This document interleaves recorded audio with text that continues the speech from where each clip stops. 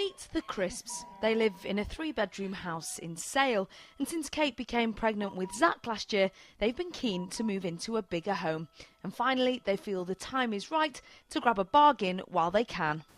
It's not going to get any lower, and your investment now would possibly be substantial when the kids are a bit older.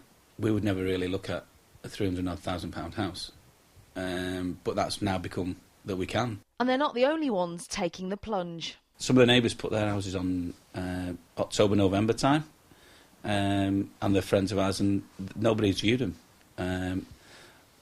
We've had, this is 3 or 4 people, families are beginning to see it now in the last 10 days. Paul and Kate's story isn't unusual. Lots of you are realising that while the home you live in now isn't set to make the profit that you'd once hoped, that dream house on the next step of the ladder is never going to get any cheaper. So you might as well make the move. Most people know prices have stopped dropping, and therefore there is a desire to come back into the marketplace and buy before possibly that they go back up. So if you can purchase a property now, the long-term growth in the property will mean it's a good time to do it now.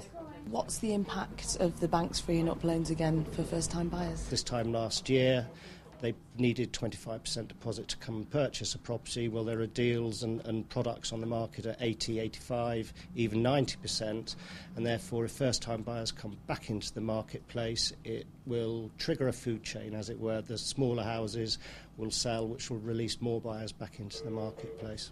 So, good news all round. More sales mean more spending, and an increase in demand means the value of most houses is being nudged up. But for those of you hoping to make the sort of profits we saw in the late 90s and early noughties, think again. I think if somebody buys expecting to see 10-15% increases again, I don't think it will occur again now, and I suspect possibly not in the future. I can certainly see increase in values, as I say, maybe after 12-18 months, but never to the levels that we saw in the last decade. Nina Warhurst, Channel M Today.